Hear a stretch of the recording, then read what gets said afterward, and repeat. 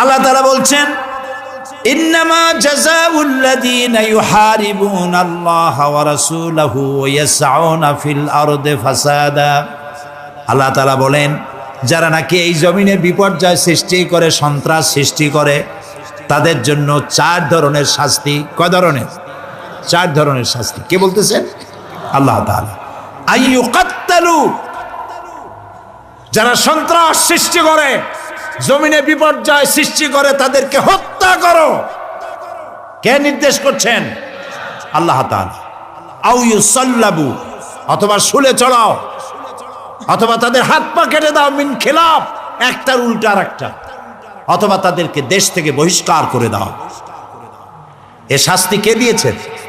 আল্লাহ তাআলা। এটা হলো দুনিয়ার শাস্তি, আর কিয়ামতের শাস্তি তো রয়েছেই। সুতরাং আজকে দেশে যে মানুষ হত্যা করা হচ্ছে, বোমা মারা হচ্ছে, কি মারাত্মক কথা! জজ হত্যা করা হচ্ছে, বিচারক হত্যা করা হচ্ছে। ঝালকাঠিতে যে জজ মারা হলো, সেই জজকে, তার স্ত্রীকে কি বলে সান্ত্বনা দেওয়া যাবে? তার মেয়েকে কি বলে সান্ত্বনা দেওয়া যাবে? পুলিশ, আমার দেশের পুলিশ বাহিনী, রাত নাই, দিন নাই, ঈদ নাই, শীত নাই, গ্রীষ্ম নাই, জুমার দিন নাই, দিন রাত সরকারের দায়িত্ব পালন করছে। ছুটি ছাটাও সেরকম পায় না, বেতনও এরকম পায় না। চট্টগ্রামে দায়িত্ব পালনরত অবস্থায় পুলিশ মারা গেল। পত্রিকায় দেখলাম সহকর্মী পুলিশ মারা গেছে, তার গোস্ত ছিন্ন ভিন্ন হয়ে গেছে।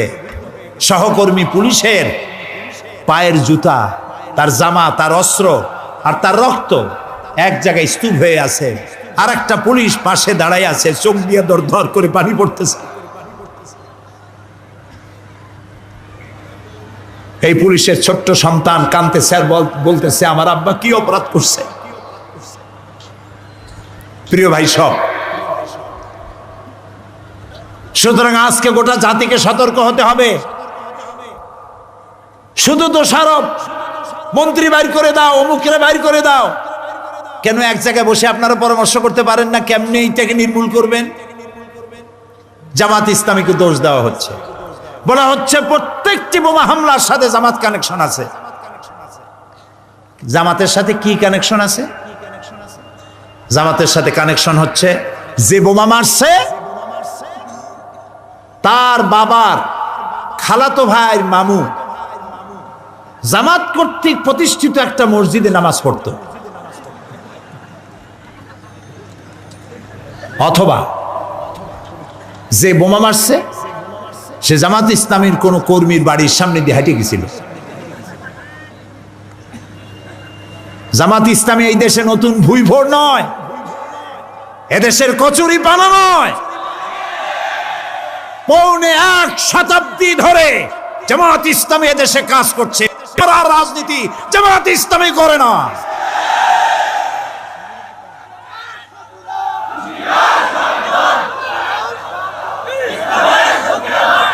আপনারা জবাব দেন, ইতিহাস আছে এরকম জামাতের বোমা মারার? এদেশের এমন কোন গণতান্ত্রিক আন্দোলন নাই, সেই পাকিস্তান থেকে শুরু করে এই পর্যন্ত প্রত্যেকটি গণতান্ত্রিক আন্দোলনের নেতৃত্ব দিয়েছে জামাত ইসলামী। মারামারির পথ ধরে নয়, গণতন্ত্রের পথ ধরে। বিশ্বাস করুন। জামাত কি চায়? কয় এরাও চায় আল্লাহর আইন, আর ওই জেএমবি ওরাও চায় আল্লাহর আইন, কাজে দুইটা মিল আছে। তো ওর আল্লাহর আইন আর আমার আল্লাহর আইন এক হইল কেমনে? আমার আল্লাহর আইন বলা আর ওর আল্লাহর আইন বলা, এটা এক আপনারা বানাইলেন কেমনে? আমরা তো বোমা মারি নেই, আমরা তো মানুষ মারি নেই আল্লাহর আইন প্রতিষ্ঠার জন্য। জামাত ইসলামের অসংখ্য সাহিত্য ভান্ডার ছড়িয়ে দেওয়া আছে সর্বত্র। একটা বই দেখে প্রমাণ করুন যে এই বইয়ের এই লেখার কারণে যুবকেরা উত্তেজিত হয়ে আল্লাহর আইন প্রতিষ্ঠার জন্য জজ মারা শুরু করেছে। বলেন বলেন। জামাত ইসলামী গণতান্ত্রিক পদ্ধতিতে আল্লাহর আইন প্রতিষ্ঠা করবে, সেটা কি? ওটা হচ্ছে মদিনায় রাসূলুল্লাহ যে কায়দায় রাষ্ট্র প্রতিষ্ঠা করেছিলেন, চুরি নাই, ডাকাতি নাই, জেনা নাই, হত্যা নাই, ধর্ষণ নাই, মানুষ দরজা খুলে ঘুমাবার সুযোগ পায়। রসুলের আদলে, রসুলের অনুকরণে মদিনা রাষ্ট্রের মতো একটি রাষ্ট্র বাংলাদেশে প্রতিষ্ঠার স্বপ্ন দেখে জামাত ইসলামী। ওই স্বপ্ন পূরণের জন্য যদি প্রয়োজন হয় জামাত ইসলামী 100 বছর অপেক্ষা করবে, চরমপন্থা অবলম্বন করবে না।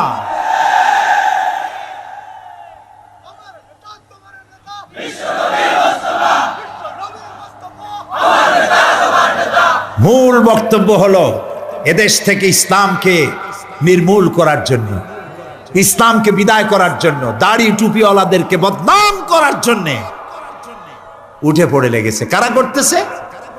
একজন হুজুর, আমি নাম বলবো না, তিনি বলেছেন জামাতের সাথে শেখ কি জানি শেখ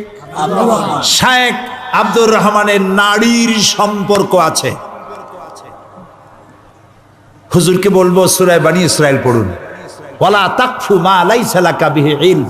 আল্লাহ তাআলা বলেছেন যে বিষয়ে তোমার জ্ঞান নাই সেই বিষয়ে তুমি বলে বেরিও না। আপনি কেমনে জানলেন নারীর সম্পর্ক আছে? আপনি কি এক্সরে করেছেন? আপনি কি ডাক্তার? অথবা আপনি কি গোয়েন্দা বিভাগের কোন লোক?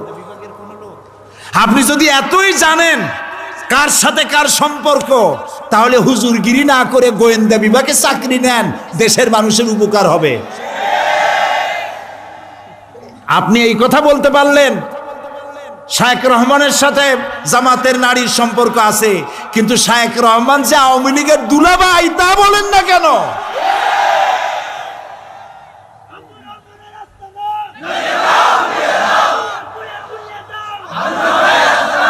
প্রিয় ভাই সব, সরকার অত্যন্ত হার্ড লাইনে আছে।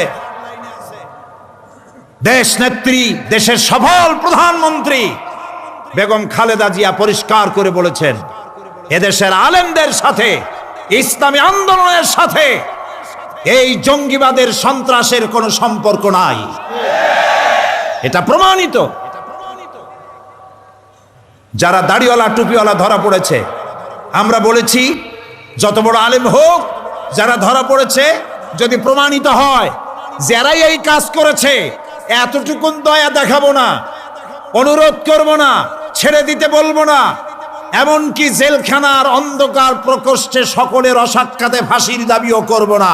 বলবো আলেম হোক, পীর হোক, ইসলামী আন্দোলনের নেতা হোক, যেই হোক, বোমা মারার জন্য যদি প্রমাণিত হয় সে করেছে, তাহলে পল্টনের ময়দানে তাকে দাঁড় করিয়ে ব্রাশ ফার করে গোশত হাড্ডি বাতাসের সাথে উড়িয়ে দাও।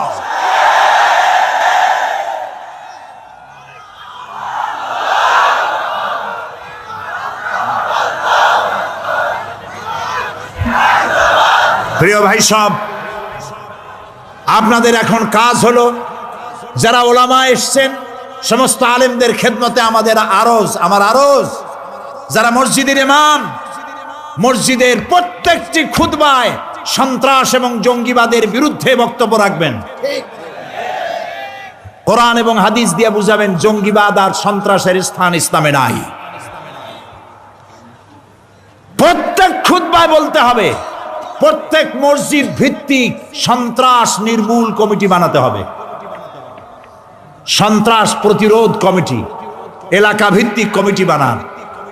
প্রত্যেক মাদ্রাসা, প্রত্যেক স্কুল কলেজ শিক্ষা প্রতিষ্ঠানগুলো ছাত্র ভর্তির সময় শর্ত করবেন, ছাত্র যেখান থেকে এসছে তার এলাকার চেয়ারম্যান এবং এমপির চারিত্রিক সার্টিফিকেট দেখাতে হবে। কোরআন করছো, নাউজুবিল্লাহ বলো। সব বসেন, যে যেখানে আছেন সেখানে বসে পড়েন, যিনি যেখানে আছেন সেখানে বসেন, রাস্তায় বসেন, মাঠে বসেন, যেখানে জায়গা সেখানে বসে। গত বাজেট বক্তৃতার ক্লোজিং সেশনে দেশ নেত্রী প্রধানমন্ত্রী বেগম খালেদা জি একটা বক্তব্য করেছিলেন, আমার সাথীরা এখানে আছেন, ওনারা জানেন। তিনি বলেছিলেন লন্ডনে যখন বোমা পড়ল, সেই বোমার আসামিরা 24 ঘন্টার মধ্যে সব ধরা পড়ল, কারণ তাদের প্রত্যেকটি bus station, rail station, shopping mall সর্বত্র সিসিটিভি আছে। সিসিটিভির মাধ্যমে কে কোত্থেকে উঠছিল, কি হয়েছিল সব ধরা পড়লো। তারা আসামি ধরে পড়লো, সন্ত্রাস কন্ট্রোল করলো। কিন্তু এটা তো গরিব দেশ, আমি এত সিসিটিভি কোথায় পাবো? তবে আমার দেশে আছে 14 কোটি মানুষ। এই 14 কোটি মানুষের 28 কোটি চোখ যদি সিসিটিভি হয়ে যায়, অপরাধ করে কেউ এড়াতে পারবে না। আপনার শহরকে আপনি নিয়ন্ত্রণ করুন, আপনার বাড়িকে আপনি নিয়ন্ত্রণ করুন, আপনার শিক্ষা প্রতিষ্ঠান আপনার নিয়ন্ত্রণ করুন। আমি আজ আমার সমস্ত শ্রোতাকে বলবো, বাড়ি যান, বাড়ি গিয়ে আপনার ছেলে যে মাদ্রাসায় পড়ে, কলেজে পড়ে, বিশ্ববিদ্যালয় পড়ে, তার পড়ার রুমে গিয়ে ঢুকবেন তার অজান্তে। তার বালিশের তলা দেখবেন, তার টেবিলের নিচ দেখবেন, তার টেবিলের ড্রয়ার দেখবেন, ওখানে জেএমবির কাগজ আছে নাকি, ওইখানে হরকুতুল জিহাদের কিছু আছে নাকি, ওইখানে কোনো বইপত্র ওই রকম আছে নাকি। আপনাকে দেখতে হবে। আপনি বাপ, আপনি মা, আপনারা যদি আপনার ছেলেকে না সামলাতে পারেন, কিয়ামতে আল্লাহর কাছে দায়ী হয়ে যাবেন। আপনাকে সতর্ক হতে হবে, খোঁজ খবর রাখতে হবে। অসম্ভব নয় যে আপনার ছেলে এই কাজে ভুলভাবে বুঝায়া তাকে মিসগাইড করা হয়েছে, হতে পারে। আমরা ওই যুবকগুলির জন্য দোয়া করব যারা আত্মহত্যার জন্যে জাহান্নামের পথ বেছে নিয়েছে, আল্লাহর আইন প্রতিষ্ঠার নাম করে না বুঝা। এই যুবকগুলিকে আল্লাহ যেন হেদায়েত করে ফিরে আনে, এই জন্য আমরা আল্লাহর কাছে দোয়া করব। এই কথাগুলি আপনাদের জন্য মনে থাকে।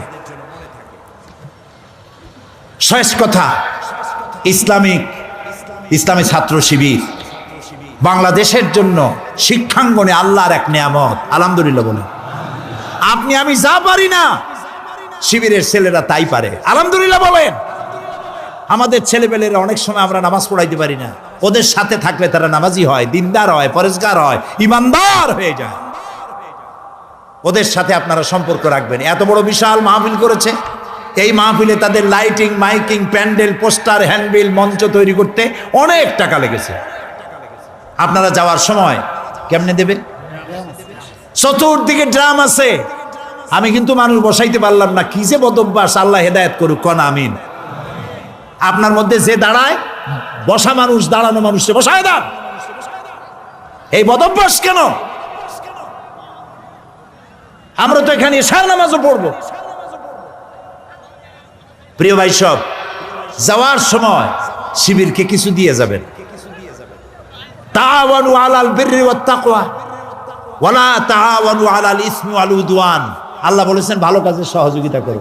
এই যে এতক্ষণ কথা বললাম, আমার বাপের কথা বলছি, আমার বাজানের কথা বলছি, আমার দাদার কথা বলছি। কার কথা বলেছি বলেন? আল্লাহ এবং রাসূলের কথা বলেছি। মা বোনেরা, আপনারা এবং ভাইয়েরা কেউ ওদেরকে কিছু না দিয়ে যাবেন না। আমি চাই ওরা যেন ঋণগ্রস্ত হয়ে না থাকুক। বিদ্যুৎ বিভাগের কাছে, মাই এর কাছে, ডেকোরেটরদের কাছে ওরা যেন ঋণ না হয়ে থাকে। ওরা তো ব্যবসায়ী না, ওরা ছাত্র। ওরা এত টাকা কোথায় পাবে? আপনারা দিবেন তো? সবাই বলেন দিবেন। একটু দেখি তো কারা কারা দিবেন। আলহামদুলিল্লাহ, আমরা বলি আলহামদুলিল্লাহ। জি, এখন কিন্তু আপনারা আটকে গেছেন, হাত উঁচু করছেন, আটকে গেছেন। যাওয়ার সময় ড্রাম কোথায় খুঁজে খুঁজে তালাশ করে যাবেন, মোলাকাত করে যাবেন, কিছু দিয়ে যাবেন। জি। আর 17 ডিসেম্বর টাইফুন শিল্পগোষ্ঠীর প্রথম সাংস্কৃতিক উৎসব হবে জিয়া হলে। এখানে সংস্কৃতি কি? সংস্কৃতি শুনলেই মানুষে বোঝে ঢোল আর বাজনা। আমি একবার আমেরিকায় ছিলাম, তো সেইখানে টিভিতে দেখলাম মাইকেল জ্যাকসন গান গাইবে। আমি বুঝলাম যে এই লোকটার এত নাম, চেহারাটা তো দেখে কিরকম। রাত্রে আমি ওই সময় টিভি অন করেছি, দেখলাম যে আষ্ট মেয়ে লোকের মতো চেহারা, মাথায় অনেকগুলো চুল, 3টা লাফ দিল, 2টা চিৎকার মারল। আমি বুঝলাম না এটা কি করল। এখানেও এরকম ওপেন কনসার্ট আছে, মেয়ে লোকের মতো মাথায় বিরাট চুল, এদিকে লাফ দেয়, ওদিকে চাপ দেয়, আর 3-4টা চিৎকার মারে। কি হইল আল্লাহ জানে।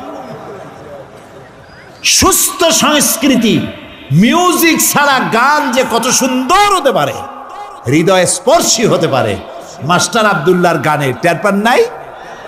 অনেকে চোখ মুছেছেন। টাইফুন শিল্পগোষ্ঠী, ওদের আগামী 17 তারিখে অনুষ্ঠানটা হবে। আপনারা ওদেরকে সহযোগিতা করবেন। আর অনেকে দোয়া চেয়েছেন, সবার জন্য দোয়া হবে।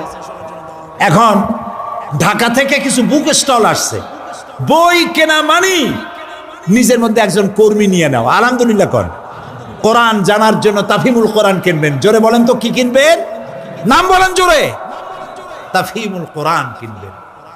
নোবেল নাটক পড়িয়া কিছু হয় না। কি হয়? নোবেল নাটক পড়বেন, সাময়িক উত্তেজনা, রাজার মেয়ে কোতোয়ালের ছেলের সাথে প্রেম, গোপনে প্রেম হইল। তারপর কি হইল? তারপর দুজনে সাক্ষাৎ হলো, এরপরে মেয়েটাকে আটকায় রাখলো। তারপরে কি হইল? এরপরে জানালা 3 তালা দিয়া লাভ দিয়া দৌড় দিয়া বুড়িগঙ্গায় পড়লো। এরপরে কি হইল? শেষ হয়ে গেল। এই জাতীয় প্রেমের গল্পের বই পড়িয়া লাভ কি বলেন? সামান্য উত্তেজনা, রোমাঞ্চ, কিচ্ছু নাই। জীবনকে গঠন করার জন্য ইসলামী সাহিত্যের বিকল্প কিচ্ছু নাই। এর প্রত্যেকটি লাইন স্বর্ণের মতো, মণিমুক্তার মতো ইসলামী বইপত্র নিয়ে এসেছে।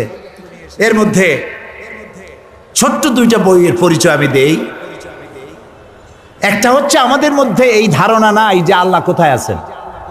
এটি একটি আকীদার বিষয়, লোকেরা জানে না আল্লাহ কোথায়। কয় সব জায়গায়। তো সব জায়গায় যদি আল্লাহ থাকতে হয়, তো দুনিয়ায় তো অনেক খারাপ জায়গাও আছে, না নাই? তো সব জায়গায় আসলে আছেন এ কথা বলা একটা বেয়াদবি। আল্লাহ কোথায় আছেন, কিভাবে আছেন, সেটার ব্যাপারে আমার একটা বক্তৃতা বই হয়ে গেছে। আল্লাহ, বইয়ের নাম আল্লাহ কোথায় আছেন। আর একটি হচ্ছে আল্লাহ মৃতদেহ নিয়ে কি করবেন। এই যে মরে গেলে পরে কবরে বিসমিল্লাহ আলা মিল্লাতে রাসূলিল্লাহ, আল্লাহ রসুলের, আল্লাহর নামে রসুলের দলে উঠায় দিলাম। যার যৌবন ইসলামের কাজে লাগলো না, যার ছাত্র জীবন ইসলামের কাজে লাগলো না, যার ব্যবসা ইসলামের কাজে লাগলো না, যার রাজনৈতিক জীবন ইসলামের কাজে লাগলো না, বুড়া হয়ে গেল, চোখে দেখে না, কানে শোনে না, এই লোকটা মরে গেল, আল্লাহ মরা লাশ দিয়ে করবেন কি? এই ছোট্ট 2টা বই, দাম একেবারেই কম, আপনাদের কেনার মতো আর জানার মতো। লাশ দিয়ে আল্লাহ করবে কি, আর আল্লাহ আছেন কোথায়। এছাড়াও বহু বই আছে, আপনারা বইগুলি নিয়ে যাবেন, আপনাকে কাজ দেবে, উপকার দেবে। আল্লাহ তৌফিক দিন, আমরা বলি আমিন। আর জঙ্গিবাদ, সন্ত্রাসবাদের ব্যাপারে সোচ্চার হতে হবে গোটা বাংলাদেশকে।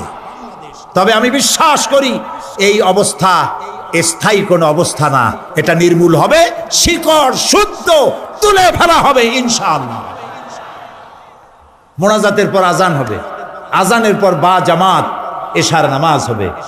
এই নামাজ জামাতে আদায় করে তারপরে আমরা যাব। আল্লাহুম্মা আমিন। রব্বানা যালামনা আনফুসানা ওয়া ইন লাম তাগফির লানা ওয়া তারহামনা লানাকুনান্না মিনাল খাসিরিন। রব্বানা লা তুযিগ কুলুবানা বা'দা ইয হাদাইতানা ওয়া হাব লানা মিন লাদুনকা রাহমাতান ইন্নাকা আনতাল ওয়াহ্হাব। আল্লাহুম্মা আহসিন আকিবাতানা ফিল উমুরি কুল্লিহা ওয়া আজিরনা মিন খিজিয়িদ দুনিয়া ওয়া আযাবিল আখিরাহ। আয় আল্লাহ তাআলা, হাজার হাজার মুসলমান নরনারী বাংলাদেশের এক চরম দুঃসময় সার্কিট হাউস ময়দানে তোমার হাবিবের কথা শুনতে আমরা এসেছি। দীর্ঘক্ষণ আলোচনা করলাম। আল্লাহ তাআলা দয়া করে আমাদের জিন্দেগীর সকল গুনাহ খাতা মাফ করে দাও রব্বুল আলামিন। আমাদের মধ্য থেকে আমাদের মা বাপ যাদের দুনিয়া থেকে বিদায় হয়ে গেছে, আমাদের মা বাপের কবরগুলিকে জান্নাতের টুকরা বানায়া দাও। রব্বির হামহুমা কামা রব্বায়ানি সগীরা। সবাই পড়েন, রব্বির হামহুমা কামা রব্বায়ানি সগীরা। হায় আল্লাহ তাআলা, আমাদের মা বাপ যাদের বেঁচে আছে, খিদমত করার তৌফিক আমাদেরকে দান করে দাও। আমাদের মা বাপ যাদের বেঁচে আছে, হায়াত যতদিন আছে সুস্থ অবস্থায় রাখো। হায়াত যখন শেষ হয়ে যাবে, সুস্থতার সাথে ইমানের সাথে নিয়ে নিও। আমাদের বুড়া মা বাপকে বিছানায় ভালাইয়া কষ্ট দিও না রব্বুল আলামিন। তোমার দরবারে বিনীতভাবে হাজার হাজার বান্দা বান্দিরা হাত তুলেছি, তুমি পৃথিবীর দিকে রহমতের নজরে তাকাও।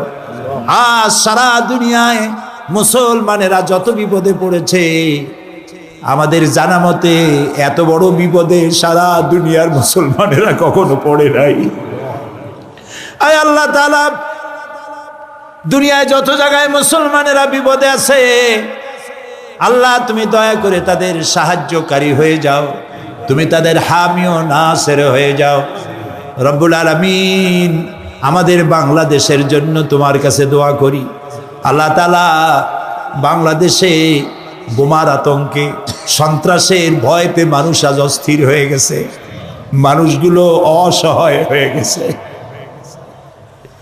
আইন শৃঙ্খলায় নিয়োজিত পুলিশ বাহিনী দিন রাত কষ্ট করতেছে, তাদের সহকর্মী বোমায় উড়ে গেছে শুনলে আর একজন হতাশ হয়ে যায়। আল্লাহ তাআলা, পুলিশদেরকে তুমি সাহায্য করো, র্যাবকে সাহায্য করো, বিডিআরকে সাহায্য করো, আমার সেনাবাহিনীকে সাহায্য করো। আল্লাহ, বাংলাদেশের 14 কোটি মুসলমানের জীবন তুমি দয়া করে ভিক্ষা দাও, বাঁচাইয়া দাও। রব্বুল আলামিন, যে জজকে মেরে ফেলা হলো, আইনজীবীকে মারা হলো, সাংবাদিক মারা হলো, আল্লাহ তাআলা তাদের বউ বাচ্চা তার মায়ের কেমনে সান্ত্বনা দেবে মানুষ? আয় আল্লাহ, যারা অপঘাতে মরে গেল তাদের প্রতি তুমি রহম করো। রব্বুল আলামিন, তোমার দরবারে বিনীতভাবে আরজ জানাই, আমার দেশের কিছু সংখ্যক যুবক ছেলেদেরকে শাহাদাতের জাজবা দিয়া, জান্নাতের আশা দিয়া ভুলভাবে বিভ্রান্ত করেছে যারা, আল্লাহ তাআলা বিভ্রান্ত হইল যারা, এই যুবক ছেলেপেলেগুলিকে আল্লাহ তুমি আত্মঘাতী বোমা থেকে ফিরাইয়া দাও। আল্লাহ, সুইসাইড বাহিনী থেকে তাদেরকে ফিরাইয়া দাও। আল্লাহ, তাদের ভুল বোঝার তৌফিক দান করে দাও। এই আত্মহত্যা মানে জাহান্নাম, বেহেশত হবে না, শাহাদাত হবে না, এটা বোঝার তৌফিক তুমি তাদের দাও।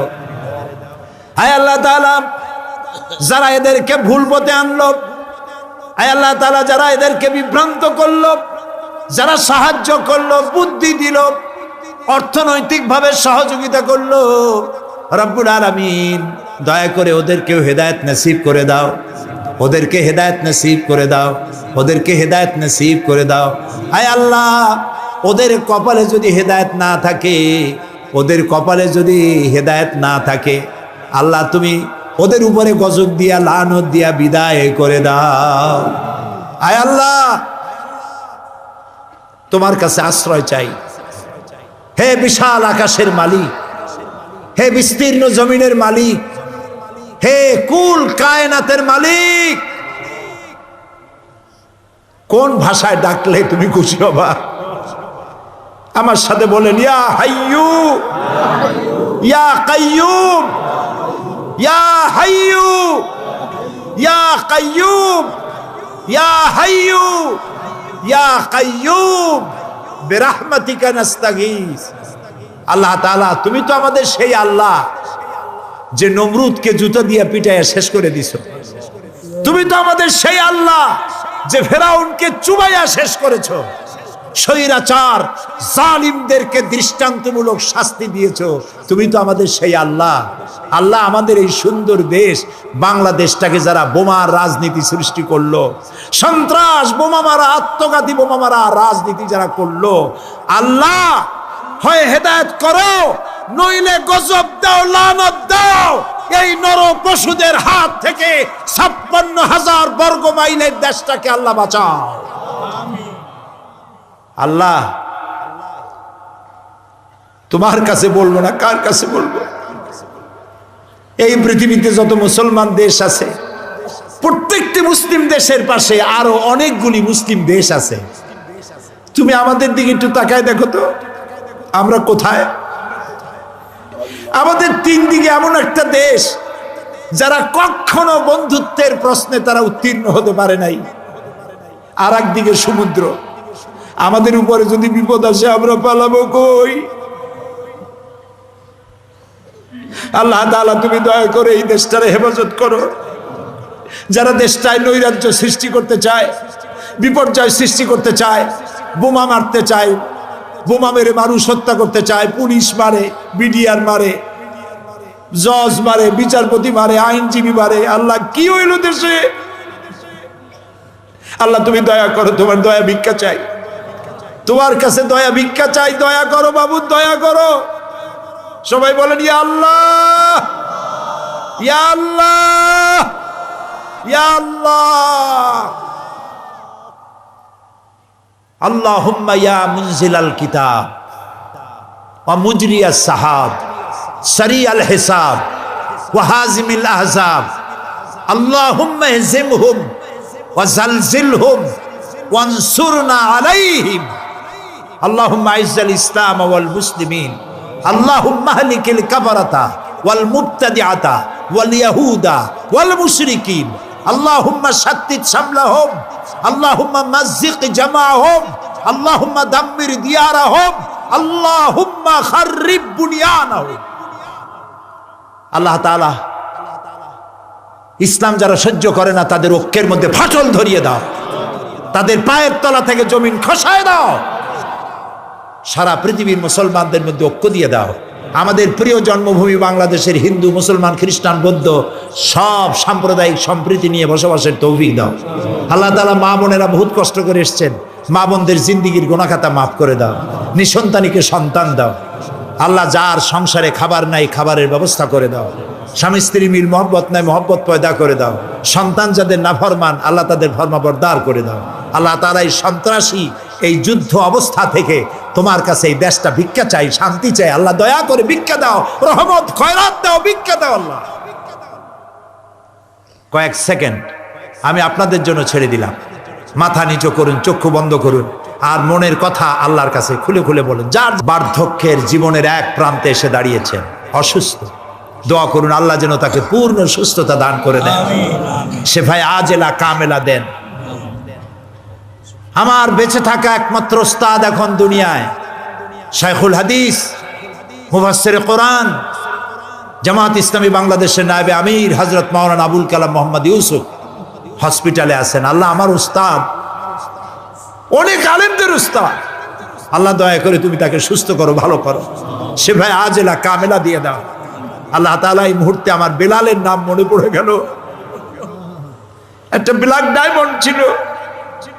আল্লাহ তাআলা বেলালকে জান্নাতুল ফেরদাউস নসিব করো, তার স্ত্রী, তার সন্তান, আল্লাহ তার মা বাপ সকলকে সান্ত্বনা দাও, সবরুন জামিল দান করো।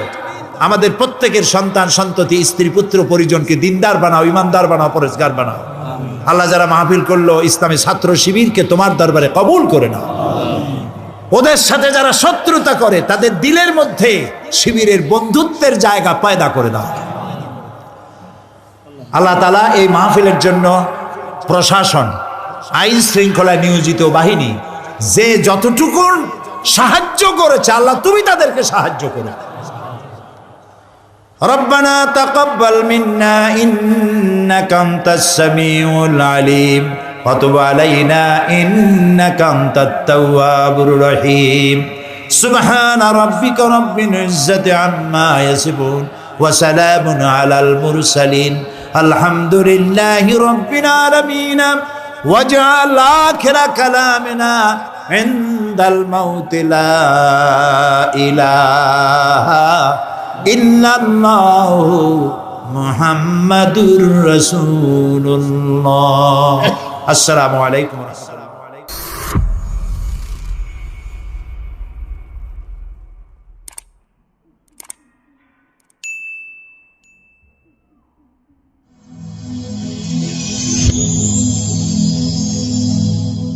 Rose TV 24. Enjoy by listening to the Holy Quran. এই পৃথিবীতে সব নবীদের মধ্যে থেকে মুসা আলাইহিস সালামের মেজাজ ছিল খুব গড়ন। উনি রেগে গেলে, এই মিয়া সাইটটা গেলে মাথার চুলগুলা টুপি পাগড়ি ভেদ করে উপর দিয়ে এরকম খাড়া হয়ে দাঁড়ায় যেত। মুসা আলাইহিস সালাম বললেন রব্বি আরিনি আনজুর ইলাইক, ও আল্লাহ আমি আপনারে দেখতে চাই। আল্লাহ বললেন না মুসা আমারে দেখা যাবে। আল্লাহ বললেন দেখা যাবে না, মুসাকে আমি দেখেই ছাড়ব। আল্লাহ বলল না না, আল্লাহ বলে নো, মুসা বলে ইয়েস। আল্লাহ বলে নো, মুসা বলে ইয়েস। আল্লাহ কি বলে? মুসা কি বলে? আল্লাহ বলল নো, মুসা কয় ইয়েস। ভেজাল আছে না নাই? আল্লাহ বললেন মুসা 3 বার নো বললাম, তুমি 3 বার ইয়েস বললা, তুমি তো ভেজাল লাগাই দিলা মুসা। মুসা আলাইহিস সালাম বললেন ভেজাল টেজাল বুঝি না, আপনারে আমি দেই খাইছা রুম। কারণ মুসা আলাইহিস সালাম আল্লাহর আওয়াজ শুনতেন। আপনি কি আল্লাহর আওয়াজ শুনেন? তো আপনার দেখার বাসনা কেমন আর মুসা আলাইহিস সালামের দেখার বাসনা কেমন তো একরকম নয়। উনি তো আল্লাহর আওয়াজটা শুনতেন। ওয়া কাল্লামাল্লাহু মুসা তাকলিমা, without any media, without any via, আল্লাহ সরাসরি মুসার সাথে কথা বলতেন। জোরে করে আল্লাহু আকবার। উনি প্রতিদিন আল্লাহর সাউন্ডটা শুনেন। আল্লাহর সাউন্ড এত সুন্দর, না জানি আল্লাহ দেখতে কত সুন্দর। এই চিন্তা মুসা আলাইহিস সালামের মধ্যে আছে না নাই? এজন্য মুসা আলাইহিস সালাম 3 বার বললেন ইয়েস ইয়েস ইয়েস। আল্লাহ আমি দেখেই ছাড়বো। আল্লাহ কয় নো নো নো। ভেজাল লাগছে না? আল্লাহ বললেন মুসা কোন নবী এমন আবদার করে নাই, তুমি কেন করলা? মুসা কয় আমি এমনই করি, আমি আমার যেটা মনে চাই ওইটা আমি আদায় কইরা সারি। সুবহানাল্লাহ কইবেন না? আল্লাহ বললেন ঠিক আছে, ফাইন ইস্তাকাররা মাকানাহু ফাসাউফা তারানি, তোমার দিকে নূরের তাজাল্লি দিলে তোমার তো খুঁজে পাওয়া যাবে না রে মুসা। আমি আমার নূরের তাজাল্লিটা আরব বিশ্বের সবচাইতে উঁচু পাহাড় তুর পাহাড়ের উপরে দেব। আমার নূরের ফোকাস আমি তুর পাহাড়ের উপরে দেব। ফাইন ইস্তাকাররা মাকানাহু ফাসাউফা তারানি, তুর পাহাড় যদি টিকে থাকতে পারে তুমি কিছু দেখলে দেখবা, আর তুর পাহাড় টিকে থাকতে না পারলে তোমার দেখা সম্ভব না। চিল্লায় বলেন ঠিক না? এই পৃথিবীতে সবচেয়ে বড় পাহাড় এশিয়া মহাদেশে হচ্ছে মাউন্ট এভারেস্ট, ইউরোপের হচ্ছে আলাস্কা পর্বতমালা, আমেরিকাতে হচ্ছে আল্পস পর্বতমালা, আরব বিশ্বের সবচেয়ে বড় পর্বতের নাম হলো তুর পাহাড়ের পর্বতমালা। কোন সুবহানাল্লাহ। এই তুর পাহাড়ের চূড়ায় আমি 2 বার উঠেছি। যে তুর পাহাড়ের কথা আল্লাহ কোরআনে 10 বার বলেছেন। আমার জীবনে এত কষ্ট কখনো হয় নাই যত কষ্ট হয়েছে তুর পাহাড়ে উঠতে। 120 জনের একটা কাফেলা নিয়ে আমি উঠেছিলাম, কাঁধে ব্যাগ। কত কষ্ট যে হয়েছে। পাহাড় কেটে কেটে সরকার রাস্তা বানিয়ে রেখেছে। দিনের বেলা ওঠা যায় না, ওঠা শুরু করতে হবে রাত 12টা 1টায়। উঠতে উঠতে আপনি রাত 4টার দিকে পৌঁছবেন। আবার ফজরের আজান দেয়া মাত্রই নামাজ পড়ে ব্যাক করবেন। You have to return back. ওখানে পৃথিবীর প্রাচীন একটা খ্রিস্টানদের গির্জা আছে, সেন্ট ক্যাথারিনা গির্জা। ওইখানে একটা গাছ আছে, যে গাছের ভেতর থেকে মুসা আলাইহিস সালাম আল্লাহর আলো দেখেছিলেন। ওই গাছটা আজও আছে। খ্রিস্টান, ইহুদি, মুসলমান 3 ধর্মের লোকদের জন্য এটা তীর্থস্থান, সবাই যায়। ওই গাছের গোড়া দিয়ে প্রতি বছর নতুন গাছ গজায়। খ্রিস্টানরা ওইখানে মনের কথা লিখে গার্লফ্রেন্ডের নাম লিখে দিয়ে আসে কাগজে, যাতে দেশে আসলে গার্লফ্রেন্ডের সাথে বিয়ে হয়ে যায়। ওই গাছে লাগাই দিলে আপনার গাছ কিছু করতে পারবে না। সুতা লাগাইলে সুতা আপনারা কিছু করতে পারবে না। মিয়া করতে পারে একজন, তিনি কে? চূড়ায় উঠলাম ফজরের সময়। এত কষ্ট হয়েছে এই তুর পাহাড়ের চূড়ায় উঠতে, অসম্ভব কষ্ট। বাংলাদেশের পাহাড়গুলো মাটির পাহাড়। আপনি বান্দরবানের চিম্বুক পাহাড়ে যান, আমি উঠেছি চিম্বুকের চূড়ায়। সেনাবাহিনীর মিলিটারি ক্যাম্প আছে ওখানে। 3টার দিকেও চমৎকার বাতাস, সমস্যা নাই, কারণ পাথরটা মাটির পাথর, মাটির পাহাড়। পাহাড়টা কিসের পাহাড়? আর আরব বিশ্বের পাহাড়গুলো পাথরের পাহাড়। ওই পাথরের কন্টাকে যদি সানশাইন লাগে, সূর্যের আলো লাগে, 2 ঘন্টার মধ্যে মরুভূমির মতো গরম হয়ে যায়, আর থাকা যায় না। আমরা নেমে আসলাম ফজরের নামাজ পড়ে। আল্লাহ বললেন মুসা ঠিক আছে, বায়না যখন ধরেছো, আমার নূর দেখতে চাও, তাড়াতাড়ি তুর পাহাড়ের উপরে উঠে যাও। আগামীকাল তুর পাহাড়ের উপরে তুমি এতটার সময় আসবা, আমি আমার নূরের তাজাল্লি তুর পাহাড়ে দিয়ে দেব। যদি তুর পাহাড় টিকতে পারে তুমি দেখবা। মুসা আলাইহিস সালাম তো খুশিতে বাকবাকুম। এতদিন আল্লাহর আওয়াজ শুনতাম, এখন আল্লাহরে দেখবো, নূর দেখা যাবে। পরের দিন ওযু করে গোসল করে সাইয়েদনা মুসা আলাইহিস সালাম দৌড়াতে দৌড়াতে টাইমের আগেই হাজির। টাইমের আগেই যে তুর পাহাড়ের উপরে হাজির। আল্লাহ বললেন মুসা এত আগে আসলা কেন? মুসা কয় আমার তো আর সয় না। কোন সুবহানাল্লাহ। আল্লাহ বললেন আমার সব কাজ টাইমলি হয়। সময় যখন হলো, শেষবারের মতো আল্লাহ মুসা আলাইহিস সালামরে জিজ্ঞেস করলেন, মুসা তুমি কি আসলেই আমার নূর দেখতে চাও কিনা? কারণ খেলাটা সাধারণ কোনো খেলা নয়, এটা বিপিএল এর খেলা নয়, আইপিএল এর নয়, এটা মুসার সাথে বিশ্ব গভর্নমেন্টের খেলা, ঠিক না? খেলার মাঝখানে যে যদি বলে আমি খেলবো না, তাহলে কিন্তু হবে না রে মুসা। আমার নূরের তাজাল্লি আমার আরশের উপর থেকে দুনিয়াতে পড়বে, খেলাটা বড় ডেঞ্জারাস খেলা, ঠিক কি না? মুসা আলাইহিস সালাম বললেন ব্যাপার না, ব্যাপার না, আমি রাজি। সবচেয়ে শক্তিশালী নবী ছিলেন মুসা আলাইহিস সালাম। আল্লাহ বললেন, মুসা আমারে তুমি দেখতে চাও? তুর পাহাড়ের মধ্যে সোজা হয়ে দাঁড়াও। সাইয়েদনা মুসা আলাইহিস সালাম সোজা হয়ে দাঁড়িয়ে রইলেন। মুসা আলাইহিস সালাম শক্ত করে দাঁড়িয়ে রইলেন। আল্লাহ বললেন, মুসা এই খেলাটা সাধারণ খেলা না, তোমার সাথে আমি আল্লাহর খেলা, দেখবা কিনা বলো? মুসা কয় আমি রাজি। মুসা কি কয়? আমি রাজি। আল্লাহ বললেন, okay, now I am gonna start the game. আমি এবার গেম শুরু করে দেব মুসা। ডানে বায়ে সামনে পেছনে চতুর্দিকে 12 ফারসাক এরিয়া, 4 ফারসাক এরিয়া, 1 ফারসাকে 4 মাইল, 1 ফারসাকে 3 মাইল, 4 ফারসাকে 12 মাইল। 12 মাইল এরিয়ার মধ্যে যত মশা ছিল, মাছি ছিল, সাপ ছিল, ইঁদুর ছিল, ব্যাঙ ছিল, জিজি পোকা ছিল, আল্লাহ বললেন 12 মাইল এরিয়ার বাইরে চলে যা, পুরো তুর পাহাড়ের এরিয়াটারে ফাঁকা করে দে, খেলা শুরু হবে। সুবহানাল্লাহ পড়েন। মশা মাছি জিজি পোকা যত কিছু আছে সব 12 মাইল এরিয়ার বাইরে চলে গেল, সব চলে গিয়েছে। এবার মুসা আলাইহিস সালাম দাঁড়িয়ে রইলেন। আল্লাহ বললেন, ও জিব্রাইল, তুমিও 12 মাইল এরিয়ার বাইরে চলে যাও। সাইয়েদনা জিব্রাইল ডেকে বলে, আল্লাহ, সৃষ্টির শুরু থেকে আজ পর্যন্ত আমিও তো তোমার নূর দেখি নাই। আল্লাহু আকবার। সিদরাতুল মুনতাহার এইখানে কান লাগিয়ে তোমার আদেশগুলো শুনি, তোমার অর্ডারগুলো নবীদের কাছে আমি উপর থেকে পৌঁছে দেই, আমিও তো তোমার নূর দেখি নাই। আমার ভাই মুসা নবীর সাথে আমিও যদি একটু নূর দেখতে পারি, সমস্যাটা কোথায়? আল্লাহ বললেন, না, সমস্যা আছে, কারণ খেলা তো তোমার সাথে আমার না, খেলা আল্লাহর সাথে। মুসার জোরে কোন ঠিক না? তুমিও 12 মাইল এরিয়ার বাইরে চলে যাও। চলে গেল। এরপরে মুসা আলাইহিস সালাম বললেন, আল্লাহ, এবার আমি রেডি। আল্লাহ বলল, আমি তো রেডি না, কারণ তোমার 2 কাঁধের মধ্যে 2টা ফেরেশতা আছে না নাই? কিরামান কাতিবিনা ইয়ালামুনা মা তাফআলুন। ও কিরামান কাতিবিন, খেলা শেষ হওয়া পর্যন্ত তোরাও একটু চলে যা। কিরামান কাতিবিনও নাই। এবার আল্লাহ 12 মাইল এরিয়ার মধ্যে স্পেশাল সিকিউরিটি ফোর্স এঞ্জেল পাঠালেন। ফেরেশতারা চলে আসলো। তারা হাতের সাথে হাত লাগিয়ে, পায়ের সাথে পা লাগিয়ে 12 মাইল এরিয়ার মধ্যে বিশাল সীসা ঢালা প্রাচীর দেয়াল দিয়ে দিল। যেরকম আল্লাহু আকবার। খেলার মধ্যে বাউন্ডারির দরকার আছে না নাই? বিশাল 12 মাইলের বাউন্ডারি দিয়ে আল্লাহ বললেন, মুসা, শেষবারের মতো জিজ্ঞেস করি, তুমি খেলতে রাজি আছো কিনা? মুসা কয়, ব্যাপার না। শক্ত হয়ে দাঁড়িয়ে রইলেন। আল্লাহ বললেন, ঠিক আছে। রব্বুল আলামিন এবার 12 মাইল এরিয়াটাকে ঘুটঘুটে অন্ধকার করে দিলেন। এত অন্ধকার, মুসা আলাইহিস সালাম নিজের হাত নিজে দেখে না, নিজের শরীরকে নিজে দেখে না। এত ঘুটঘুটে অন্ধকার, অন্ধকার দেখে আশেপাশে কোনো আওয়াজ নাই। এতক্ষণ মশামাছির ভনভন ছিল, ঝিঝি পোকার ঝিঝি শব্দ ছিল, এখন কোনো আওয়াজ নাই। মুসা নবীর অন্তরে এবার ভয় ঢুকাই দিছে কে? এবার একটু নড়ে সরে বসছে। ভয় লেগেছে, কিন্তু ওই যে আল্লাহর নূর দেখবে আকাঙ্ক্ষা, মনোবল এখনো হারায় নাই। আল্লাহ আবারও বললেন, মুসা, রেডি আছো কিনা? মুসা কয়, কি কয়? ওই যে ব্যাপার না। মুসা আলাইহিস সালাম দাঁড়িয়ে রইলেন। তিনি বললেন, ইয়েস, আমি দেখব। এবার আল্লাহ মুসা আলাইহিস সালামের চোখের পাওয়ার বাড়িয়ে দিলেন। আল্লাহ বললেন, তোমার চোখের জ্যোতি আমি বাড়িয়ে দিলাম, ঊর্ধ্ব জগতের জিনিস এখন তুমি দেখবা, ঊর্ধ্বাকাশের জিনিস দেখবা। উপরের দিকে তাকাও। 12 মাইল এরিয়াকে অন্ধকার দূর করে আলোময় করে দিলেন। এবার সাইয়েদনা মুসা আলাইহিস সালামের চোখে এত পাওয়ার, উপরের দিকে তাকিয়ে সব দেখতে পেলেন। কোন সুবহানাল্লাহ। তাকিয়ে দেখলেন প্রথম আকাশের মহাশূন্য, তারপরে প্রথম আকাশ। আমরা যেটা দেখি এটা কিন্তু প্রথম আকাশ না। আপনি জীবনেও আকাশ দেখেন নাই। আকাশ কি এত কাছে? আপনি যা দেখেন it's a space, open space. প্রথম আকাশের মহাশূন্য, তারপরে প্রথম আকাশ, তারপরে দ্বিতীয় আকাশের মহাশূন্য, তারপরে দ্বিতীয় আকাশ, তারপরে তৃতীয় আকাশের মহাশূন্য, তারপরে তৃতীয় আকাশ।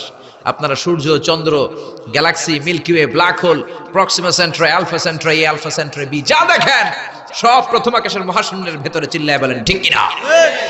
মুসা আলাইহিস সালাম তাকিয়ে দেখলেন তারা দেখা যায়। এরপরে প্রথম আকাশ, তারপরে দ্বিতীয় আকাশের মহাশূন্য, তারপরে দ্বিতীয় আকাশ। একটার চেয়ে আরেকটা আকাশ বড়। বলেন ঠিক কিনা? বিশ্বনবী বললেন, প্রথম আকাশের চেয়ে দ্বিতীয় আকাশ কত বড়? শোনো শোনো, তোমার হাতের আংটিটা যদি মরুভূমির মাঝখানে তুমি ছেড়ে দাও, মরুভূমির তুলনায় তোমার হাতের আংটি যত ছোট, আল্লাহর দ্বিতীয় আকাশের তুলনায় আল্লাহর প্রথম আকাশ তত ছোট। একটার চেয়ে আরেকটা বড়। তিনি সপ্ত আকাশ দেখতে পেলেন। তারপরে দেখলেন সিদরাতুল মুনতাহা, তারপরে তাকিয়ে দেখলেন বাইতুল মামুর। এটা ফেরেশতাদের কিবলা। জোরে কোন ঠিক কিনা? আমরা কাবা ঘরে মক্কায় যে চারিদিকে তাওয়াফ করি, ফেরেশতারা ঠিক কাবার বরাবর উপরে বাইতুল মামুরের চারদিকে তাওয়াফ করে। একসাথে 70,000 ফেরেশতা করে। একবারে 70,000 ফেরেশতা একবার যদি তাওয়াফ করে কিয়ামত পর্যন্ত দ্বিতীয়বার কোন ফেরেশতা তাওয়াফের চান্স পাবে না। কোন সুবহানাল্লাহ। কোটি কোটি ফেরেশতা সিরিয়াল দিয়ে তাদের কাজ শেষ করে এখানে তাওয়াফের জন্য লাইন দিয়ে থাকে, চিল্লায় বলেন আল্লাহু আকবার। এরপরে সাইয়েদনা মুসা আলাইহিস সালাম তাকিয়ে দেখলেন বিশাল বড় কোরআনের বাড়ি দেখা যায়, বাল হুয়া কোরআনুম মাজিদ ফি লাউহিম মাহফুজ, লাউহে মাহফুজ দেখতে পেলেন। এরপরে তাকিয়ে দেখেন আল্লাহর কুরসি দেখা যায়, তারপরে দেখলেন আল্লাহর আরশ দেখা যায়, তারপরে দেখলেন আল্লাহর 70,000 নূরের পর্দা দেখা যায়। কোন সুবহানাল্লাহ। এবার আল্লাহ নূরের পর্দা থেকে নূরের ফোকাস করবেন। সবচেয়ে ছোট পর্দা হলো প্রথম পর্দাটা। রব্বুল আলামিন বললেন মুসা তুমি শেষবারের লাস্ট ডেস্টিনেশনে, শেষ স্টেশনে চলে এসেছো, এবার যদি তুমি আমার নূর দেখতে চাও দেখাবো, তুমি দেখতে না চাইলে খেলা বন্ধ করে দিব, দেখতে চাও কিনা? মুসা বলে আমি দেখতে চাই। রব্বুল আলামিন মুসার কথা শুনে এবার নূরের পর্দা থেকে নূরের ফোকাস দিবেন। কতটুকু দিবেন? মুফাসসির হয়রান হয়ে গিয়েছেন, ব্যাখ্যায় কি বলবেন। কেউ কেউ বলেছেন মিসলা উন্মুলাতিল খুনসার, এই যে আমরা কানি আঙ্গুল বলি না, এটারে আরবিতে এটার বলে খেনসার, এটার বলে ইবহাম, এটার বলে সাব্বাবা, এটার বলে উস্তা, এটা ভিনসার, এটা খেনসার। ইবহাম সাব্বাবা আমরা বলি শাহাদাত আঙ্গুল, আরবিতে বলে সাব্বাবা, এটার বলে উস্তা, এটার বলে বিনসার, এটার বলে খেনসার। মুফাসসিরিন ইকরাম বলেন খেনসার আঙ্গুল পরিমাণ, এই আঙ্গুলের কানি আঙ্গুলের সামনে যতটুকু পরিমাণ, ওই পরিমাণ জায়গা আল্লাহ 70,000 নূরের পর্দা নয়, শুধুমাত্র প্রথম পর্দাটা এতটুকু ফাঁক করেছে। আবার কোন কোন মুফাসসিরিন বলেছেন না না, এত বেশি না, একটা সুয়ের পেছনে যত ছিদ্র, সুয়ের ভেতরে সুতা ঢোকানোর জন্য যতটুকু ছিদ্র লাগে ততটুকু ছিদ্র আল্লাহ আলাদা করে তিনি ফোকাস করেছেন। ফালাম্মা তাজাল্লা রাব্বুহু লিল জাবালি জাআলাহু দাক্কাও ওয়া খাররা মূসা সাইকা। রব্বুল আলামিন নূরের তাজাল্লি যখন তুর পাহাড়ের উপর দিলেন, 1 সেকেন্ডের জন্য নূরের ফোকাস নয়, 1 সেকেন্ড 1000 ভাগ করলে হয় 1 মাইক্রোসেকেন্ড, 1 মাইক্রোসেকেন্ড 1000 ভাগ করলে হয় 1 ন্যানো সেকেন্ড। 1 ন্যানো সেকেন্ডের জন্য রব্বুল আলামিন নূরের ফোকাস দিলেন। কোন সুবহানাল্লাহ। সুবহানাল্লাহ। ওই নূরের ফোকাস পেয়ে ফালাম্মা তাজাল্লা রাব্বুহু লিল জাবালি জাআলাহু দাক্কা ওয়া খাররা মূসা সাইকা, মুহূর্তের মধ্যে বিশাল সিলসিলাত তুরে সাইরা আল্লাহর নূরের তাজাল্লিতে জ্বলে পুড়ে মেসাকার হয়ে যায়। মূসা আলাইহিস সালাম কি আর দেখবে, এটা তো 1 সেকেন্ডও না। 1 সেকেন্ডে 1000 ভাগ করলে 1 মাইক্রোসেকেন্ড, 1 মাইক্রোসেকেন্ডকে 1000 ভাগ করলে 1 ন্যানো সেকেন্ড। 1 ন্যানো সেকেন্ডের জন্য নূরের ঝলক মেরেছে। ওই নূরের ঝলকে তুর পাহাড় জ্বলে যায়। সাইয়েদনা মূসা আলাইহিস সালাম বেহুশ হয়ে পাহাড়ের উপরে পড়ে যায়। কোন সুবহানাল্লাহ। হুশ ফেরার পরে হাত জোর করে আল্লাহর কাছে ক্ষমা চায়, মাবুদ রে আর জীবনে বায়না ধরবো না, আর জীবনে বলবো না আমি তোমারে দেখতে চাই, জনমের স্বাদ মিটে গেছে। কিছুই দেখতে পারে নাই, এক তাজাল্লিতে বেহুশ হয়ে পড়ে গিয়েছে। চিৎকার করে পড়েন না আল্লাহু আকবার।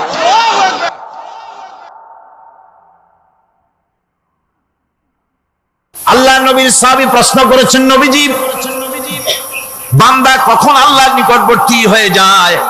নবীজি বলেছেন বান্দা যখন সেজদা দেয় তখন আল্লাহর বান্দার মাঝে কোনো হিজাব থাকে না, একদম আল্লাহ পাকের নিকটবর্তী হয়ে যায় বান্দা যখন সেজদায় পড়ে যায়। সুতরাং নামাজ হচ্ছে নিকটবর্তী হওয়া, সালাত এটা হচ্ছে নিকটবর্তী হওয়া। নামাজ ফরজ হওয়ার কারণ হচ্ছে এই যে মানুষ আল্লাহর বান্দা বা গোলাম হিসেবে সৃষ্টি হয়েছে, তাই একমুখী হয়ে এর বন্দিগি করা এটা হচ্ছে তার স্বাভাবিক একটা প্রকৃতি। আল্লাহ রাব্বুল আলামিন এই প্রকৃতির দাবি মিটাবার জন্যই নামাজের ব্যবস্থা করেছেন। মানুষের ফিতরত, মানুষের নেচার, মানুষের ফিতরত হচ্ছে এই যে কারো না কারো কাছে মাথা নত করা, হাত জোড় করা, মাথা নত করা, সার্বভৌমত্বের মালিক কাউকে মনে করা। হাত জোড় করতে হলে, মাথা নত করতে হলে, সার্বভৌমত্বের মালিক হিসেবে কাউকে গ্রহণ করতে হলে আল্লাহর বিকল্প কেউ আছে নাকি? ইসলামের মূল দাওয়াতটা হলো ফিতরত অনুযায়ী দাওয়াত দেওয়া হয়েছে, মানুষ যেন মাথা নত করে, গোলামি করে। এজন্য আল্লাহ রাব্বুল আলামিন বলেছেন যে আমি মানুষ এবং জিনকে সৃষ্টি করেছি, তার কারণটাই হলো মা খালাকতুল জিন্না ওয়াল ইনসা ইল্লা লিয়াবুদুন। মানুষ আর জিন জাতিকে সৃষ্টি করা হয়েছে ইবাদতের জন্য, গোলামির জন্য। ইবাদত আর গোলামি এটাই করতে হবে, গোলামি করতে হবে, দাসত্ব করতে হবে। আর এই দাসত্ব আল্লাহর আনুগত্যই গোলামির দাওয়াত দিয়েছেন দুনিয়ার সব নবীরা। কোন নবী বলেন নাই যে আমার গোলামি করো, কেউ বলেছেন? বলেন জোরে, কেউ বলেছেন? আল্লাহ পাক বলেন ওয়ালাকাদ বা'আসনা ফি কুল্লি উম্মাতির রাসূলা আন ইবুদুল্লাহা ওয়াজতানিবুত তাগুত। প্রত্যেক জাতির জন্য আমি রাসূল প্রেরণ করেছি, তারা মানুষকে দাওয়াত দিয়েছেন এই কথা বলে যে এক আল্লাহর গোলামি করো, তিনি ছাড়া কোনো ইলাহ নাই, আইন দাতা নাই, বিধান দাতা নাই, তার গোলামি, তার সামনে মাথা নত করে। নামাজ হচ্ছে তাওহীদের অবশ্যম্ভাবী এক বহির্প্রকাশ। তাওহীদের জন্য তাওহীদবাদী মানুষ যারা, তাদেরকে নামাজ আদায় করতেই হবে। আকীদা বিশ্বাসের দিক থেকে তাওহীদ যদি হয় পুরা দ্বীনের মূল উৎস, তাহলে আমলের দিক থেকে নামাজ হচ্ছে পুরা দ্বীনের মূল ভিত্তি। নামাজ হচ্ছে আমলের মূল ভিত্তি, এর বাস্তবায়ন ছাড়া দ্বীন পূর্ণ হয় না। নামাজ মুমিনের কেবলমাত্র একটি উত্তম আমলই নয়, বরং নামাজ হচ্ছে ঈমানের মূল ভিত্তি। যার কাছে নামাজ নাই তার কাছে কিছুই নাই। রাসূল কারীম সাল্লাল্লাহু আলাইহি ওয়াসাল্লাম বলেছেন যে নামাজ যে ব্যক্তি পড়ে না, আল্লাহ পাকের সাথে তার কোনো সম্পর্ক বাকি থাকে না। সুতরাং এই নামাজটা হচ্ছে যে একমাত্র একাগ্র চিত্তে আদবের সাথে আল্লাহর সামনে রুজু হয়ে যাও। কোরআনে কারীম বলছে মুনিবিনা ইলাইহি ওয়াত্তাকুহু ওয়া আকিমুস সালাতা ওয়া লা তাকুনু মিনাল মুশরিকিন। তোমরা আল্লাহর দিকে রুজু হয়ে যাও এবং তাকে ভয় করে অন্যায় কাজ থেকে বিরত থাকো, আর নামাজ কায়েম করো, মুশরিকদের অন্তর্ভুক্ত হয়ে যেও না। নামাজ কায়েম করা, নামাজের আদেশ কোরআনে কারীমের মধ্যে আল্লাহ পাক বহু জায়গায় করেছেন। ঈমানের পর নামাজই হচ্ছে সবচেয়ে বড় জরুরি। একজন মানুষ ঈমান আনলো, যেমন কালকে একজন ঈমান এনেছে, ঈমান আনার সাথে সাথে তার প্রথম কাজ কি বলুন? বলেন প্রথম কাজ কি? ফজরের নামাজের আগে একজন ইসলাম কবুল করলেন, তার প্রথম দায়িত্ব নামাজকে আদায় করে দেওয়া, ফজরের নামাজ পড়াম। জোহরের আগে কেউ ঈমান আনলো, তার প্রথম দায়িত্ব জোহরের নামাজ আদায় করা। আসরের নামাজের আগে ঈমান এনেছে, তার প্রথম দায়িত্ব হলো আসরের নামাজ আদায় করা। তার মানে হলো ঈমান আনার পর একজন ঈমানদারের প্রথম দায়িত্ব হচ্ছে নামাজ।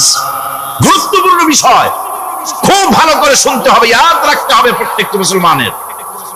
এই নামাজ কি জিনিস, কেমনে আদায় করতে হবে, আদায় না করলে কি হবে, গুরুত্বপূর্ণ এই কথাগুলি প্রত্যেকের স্মরণ রাখতে হবে। কিয়ামতের দিন মানুষ যে জাহান্নামে যাবে, জাহান্নামের জন্য, জাহান্নামে যে সব কারণে যাবে তার মধ্যে বড় কারণ কালকে বলেছিলাম, দেখি মনে আছে নাকি? বড় কারণ কয়টা?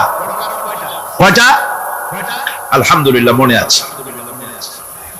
আল্লাহ রাব্বুল আলামিন বলেন ইয়াতাসাআলুনা আনিল মুজরিমিন। কিয়ামতের দিন অপরাধীদেরকে জিজ্ঞেস করা হবে মা সালাকাকুম ফি সাকার, জাহান্নামে কেন আসছো? জবাবে তারা বলবে ক্বালু লাম নাকু মিনাল মুসাল্লিন ওয়া লাম নাকু নুতঈমুল মিসকিন। নামাজ পড়ি নাই আর এতিম মিসকিনদের খেতে দেই নাই, এই কারণেই জাহান্নামে এসেছি। কল নাউযুবিল্লাহ। নামাজ যারা পড়বে না জাহান্নামে যেতে হবে। কোথায় যেতে হবে? আকীদাগত দিক থেকে ঈমান হলো তাওহীদের স্বীকৃতি, আর আমলের দিক থেকে নামাজ হচ্ছে তাওহীদের বহির্প্রকাশ। আপনি মুসলমান তা প্রমাণ হবে নামাজ দিয়ে। নামাজহীন ঈমানের দাবি মূল্যহীন। যার নামাজ নাই তার ঈমানের দাবি করার কোনো মূল্যই নেই। অনেক এরকম কথা বলে, হুজুর আমি মানুষটা নিতাম তো খারাপ না, যাই মনে করো, গ্রামে রাস্তা বানাইছি, ব্রিজ করে দিয়েছি, কালভার্ট করেছি, এতিম মিসকিনদের তাও মাঝে মধ্যে খাবার দেই, বিধবারে কাপড় চোপড় দেই, মানুষটা আমি নিতান্ত খারাপ না, তবে এই মাঝে মধ্যে একটু নামাজ পড়ি না, তাতে কি আমার ঈমান নষ্ট হয়েছে নাকি? আমি বলি ভাই ঈমানই তো নাই, নষ্ট হবে কি? ঈমান থাকলে না নষ্ট হবে? ঈমান নাই। সুতরাং একজন মুসলমান যদি নামাজ না পড়ে নিজেকে মুসলমান বলে দাবি করার কোন হক তার না, দাবি করার অধিকার না।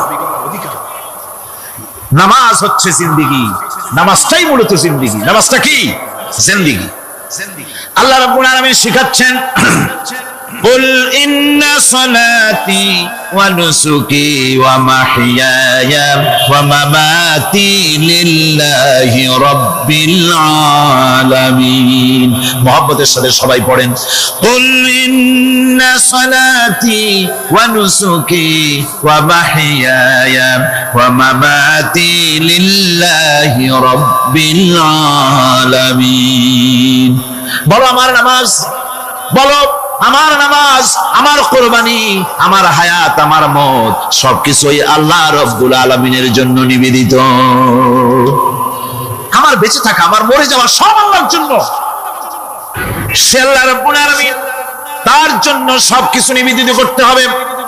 আল্লাহ পাকের গোলাম আমাদের বানিয়েছেন, আল্লাহ আমাদের গোলামি করা লাগবে।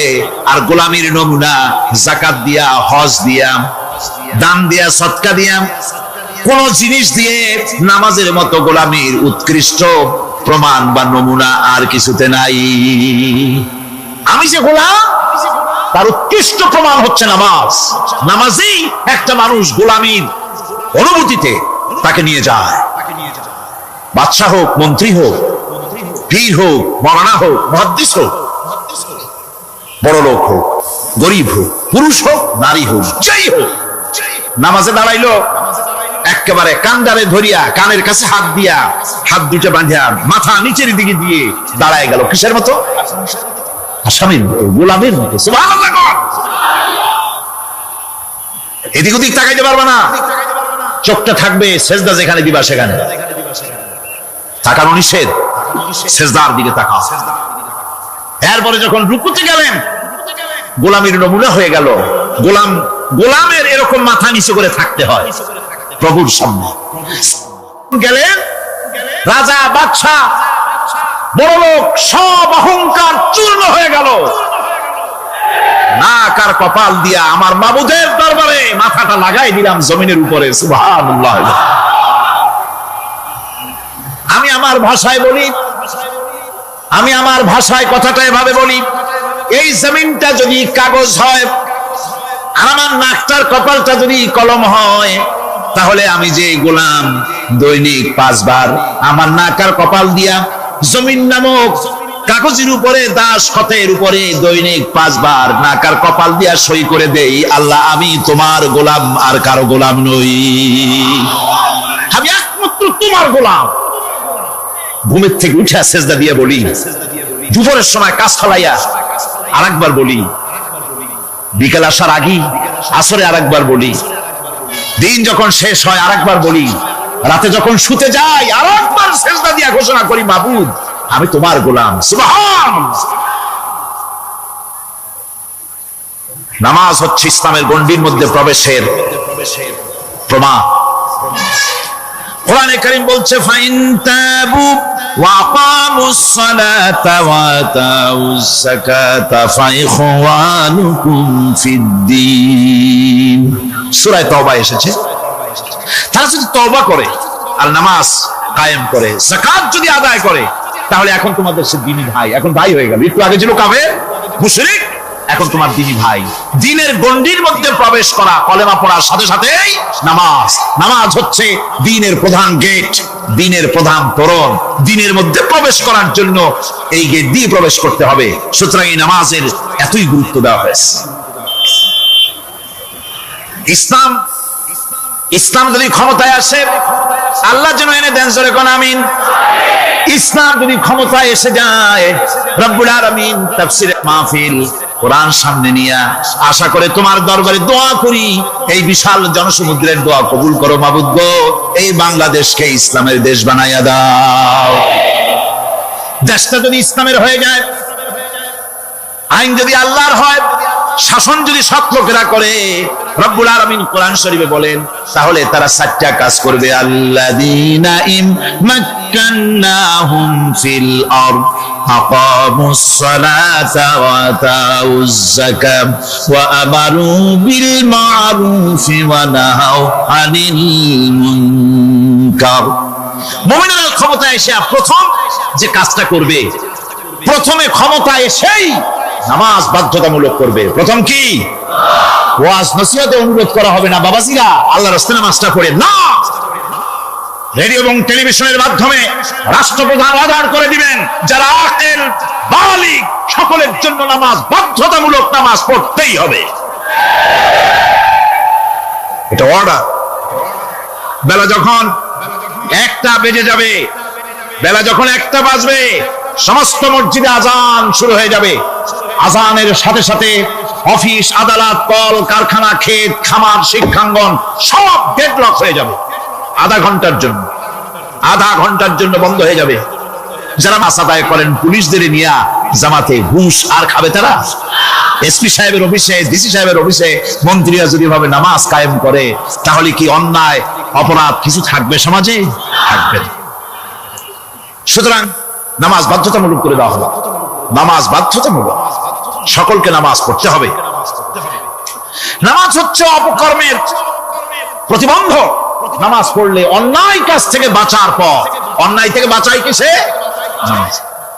আল্লাহ রাব্বুল আলামিন বলেন, উতলু মা উহিয়া ইলাইকা মিনাল কিতাবি ওয়াকিমিস সালাত ইন্নাস সালাতা তানহা আনিল ফাহশাই ওয়াল মুনকার। হে নবী, এই কিতাব তেলাওয়াত করো, যা তোমার প্রতি অবতীর্ণ করা হয়েছে, এই কিতাব তেলাওয়াত করো আর নামাজকে প্রতিষ্ঠা করো। নিঃসন্দেহে নামাজ মানুষকে পাপাচার থেকে বাঁচায়া দেয়। অশ্লীলতা, পাপাচার থেকে মানুষকে বাঁচায় কে? জোরে চিল্লায় কোন কে? এই নামাজ মানুষকে অন্যায় কাজ থেকে বাঁচায় দেয়। নামাজ যে মানুষকে অন্যায় কাজ থেকে বাঁচায়, কেমনে বাঁচায়? আমরা যে নামাজ পড়ি, এই নামাজে তো আমাদেরকে অন্যায় কাজ থেকে বাঁচাইতে পারে না। নামাজি বহুত মানুষ আছে অন্যায় করে, করে কিনা? করে না? করে না? করে। নামাজি অথচ অন্যায় করে। আর আল্লাহ বলছেন নামাজিকে, নামাজ তাকে অশ্লীলতা থেকে ফিরায়। তাহলে কথা কাটটা ঠিক? আল্লাহটা জোরে বলেন, কাটটা ঠিক? অবশ্যই আমার আল্লাহর কথা হক। আমি ভুল করতেছি না, আমি যেন কোথাও ভুল করতেছি, সামথিং ইজ রং, কোথাও যেন আমরা ভুল করে বসতেছি, সেই ভুলটা কি আমরা আবিষ্কার করতে চেষ্টা করবো ইনশাআল্লাহ। প্রথম যে কথাটা সেটা হচ্ছে যে আমরা যা নামাজে পড়ি আমরা তা বুঝি না। কথা ঠিক কিনা? আমি যদি এখন প্রশ্ন করি সামি আল্লাহু লিমান হামিদা অর্থ কি, কম ফার্স্ট ডিভিশনে কয়েকটা লেটার নিয়ে ফেল করবেন, এরকম লোক আছেন না নাই? সুবহান রাব্বিয়াল আলা অর্থ কি জানি না, সুবহান রাব্বিয়াল আযীম অর্থ কি জানি না, দোয়া কুনুত অর্থ কি জানি না, তাশাহুদ অর্থ কি জানি না, সূরা ফাতিহার অর্থ কি জানি না। এমন কি উযুর মধ্যে কয়টা ফরজ তা অনেকের জানা নাই। কথা কি বেশি বললাম না ঠিক বলছি? একজনে জিজ্ঞেস করলো, মিয়া উযুতে কয় ফরজ? তা হুজুর কি মনে করেন যে বুঝি জানি না? এটা সাধারণ ব্যাপার, বলেন না কয় ফরজ? উযুতে তো 17 ফরজ। কি কি কয়? হাত ধোয়া, পা ধোয়া, মুখ ধোয়া, নাক ধোয়া, চোখ ধোয়া, জিহ্বা ধোয়া, মাথা ধোয়া। বলতে বলতে গুনে দেখা গেল প্রায় 19টার মতো বলছে। বলা হলো, মিয়া বললেন আপনি উযুতে ফরজ 17টা, কইলেন আপনি 19টা। কয় হুজুর জানি আরো, বলি না আপনাদের ভয় তো। উযু জানে না, নামাজ জানে না, তাকে এই নামাজ কেমনে ফিরাবে অন্যায় কাজ থেকে? কথা বুঝতে পেরেছেন? নামাজে আল্লাহু আকবার বললাম, এরপরে সানা পড়লাম, তারপরে সূরা ফাতিহা পড়লাম। সূরা ফাতিহার ভিতরে যে সমস্ত কথাগুলি বললাম সেই কথাগুলি বুঝি না, কি বলেছি তাও জানি না। এরপরে সুবহান রাব্বিয়াল আলা বলেছি, সুবহান রাব্বিয়াল আযীম বলেছি, সামি আল্লাহু লিমান হামিদা বলেছি, অর্থ কি জানি না। আল্লাহ তা শুনতে পান, যে ব্যক্তি আল্লাহর প্রশংসা করেন তিনি তা শুনতে পান। নামাজের মধ্যে আইডিয়া দেওয়া হচ্ছে, তুমি যে আল্লাহর জন্য নামাজ পড়তেছো, প্রশংসা করতেছো, এটা এমন নয় যে আল্লাহ পাক দেখছেন না বা শুনতেছেন না। তুমি যা বলতেছো, প্রশংসা করতেছো, আল্লাহ পাক তা শুনতে পাচ্ছেন। সামি আল্লাহু লিমান হামিদা, সুবহান রাব্বিয়াল আলা। আমি মহান সর্বশ্রেষ্ঠ আল্লাহ রাব্বুল আলামিনের পবিত্রতা ঘোষণা করছি, আমি তার প্রশংসা করছি। সূরা ফাতিহার কি আমরা বলি আপনারা ব্যাখ্যা দেখে বুঝে নিন, সেগুলি আমি এখানে বলে বাকি কথা সব শেষ করতে পারবো না। নামাজে কি পড়েন সেটা যদি জানতেন অবশ্যই আল্লাহ রাব্বুল আলামিনের কথা কার্যকরী হয়ে যেত। ইন্নাস সালাতা তানহা আনিল ফাহশাই ওয়াল মুনকার। নামাজ মানুষকে পাপের কাজ অশ্লীলতা থেকে ফিরাতে পারে। আল্লাহ ইন্না বসায়ছেন, নিশ্চয়ই বেশক অবশ্যই নামাজ পাপ থেকে ফিরাবে। কিন্তু কেমনে ফিরাবে নামাজ তো বুঝি না, নামাজ তো বুঝি না, খালি সেজদা দেয় জনমের মতো। আর সেজদা কি? নামাজে যদি দেখে ইমাম দেরি করতেছে, আত্তাহিয়াত পড়তে দেরি হয়ে যাচ্ছে, পিছন থেকে সিগন্যাল মারে, ঠিক কিনা? বেয়াদব, বেয়াদব। তোমার নামাজ, তোমার আত্তাহিয়াত আগে শেষ হয়েছে, তাতে কি হয়েছে? চুপ করে বসে থাকো। ইমামকে কাশি দিয়া সতর্ক করার অধিকার তোমার নাই। যদি ইমামকে সতর্ক করার জন্য কাশি দিয়ে থাকো, তোমার নামাজ ফাসেদ হয়ে যাবে। এটা ফাজলামি করার জায়গা না, এটা নামাজ। এর নাম কি? ধীরে সুস্থে নামাজ পড়তে হবে। অনেকে মসজিদটার মনে করে জেলখানা, ঢুকতে যত দেরি, বেরোতে পারলে যেন বাসে যান ছটফট করে। সিনেমার মধ্যে গিয়ে ঘন্টার পর ঘন্টা বসে থাকে, খারাপ লাগে না? মসজিদে কেরাত যদি একটু লম্বা পড়ে, পিছনে বসে খালি কি যে করে, মনে মনে বলতে থাকে যে ইমাম এমন কাঁচা ছাড়া ছাড়ি না। আর গান যখন শোনে শুনতেই থাকে, কত মজা, ঘুম আসে না। নাউযুবিল্লাহ। সুতরাং নামাজে কি পড়েন সেটা আপনাকে বুঝতে হবে।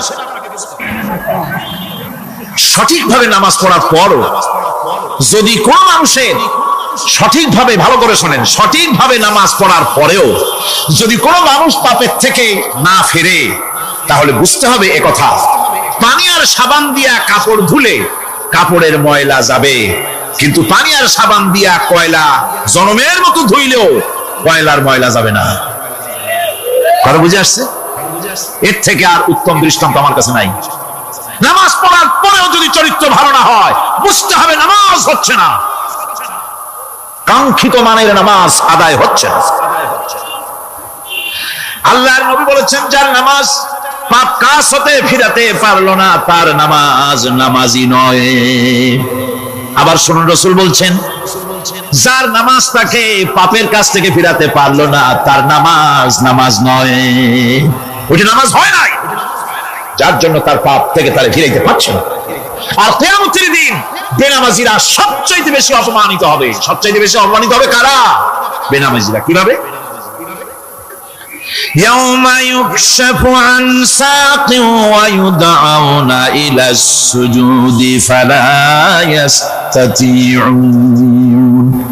সেদিন কঠিন সময়, আল্লাহ রাব্বুল আলামিন লোকদেরকে সিজদা করার জন্য বলবেন, কিন্তু যারা বেনামাজি ছিল দুনিয়ায়, তারা সিজদা দিতে পারবে না। বলেন নাউযুবিল্লাহ। অবস্থাটা কি হবে? খাশিআতান আবসারুহুম তারহাকুহুম যিল্লাহ। তাদের দৃষ্টি নিচু হবে, লাঞ্ছনা এবং অপমান তাদের উপরে চেপে বসবে, সিজদা দিতে পারবে না। আল্লাহ আমাদেরকে ক্ষমা করুন। কিয়ামতের দিন হযরত আদম আলাইহিস সালাম থেকে শুরু করে পৃথিবীর সমস্ত মানুষের সামনে আল্লাহ রাব্বুল আলামিন সিজদা করার জন্য অর্ডার করবেন। যারা নাকি বেনামাজি, ওরা আল্লাহর দরবারে সেদিন সিজদা দিতে পারবে না, লাঞ্ছিত অপমানিত হবে। জোরে বলেন নাউযুবিল্লাহ। নামাজ, মুমিনের নামাজ একরকম, মুনাফিকের নামাজ হলো আর এক রকম। মুনাফিকরাও নামাজ পড়ে, পড়ে কিনা কোন? মুনাফিকেরাও নামাজ পড়ে।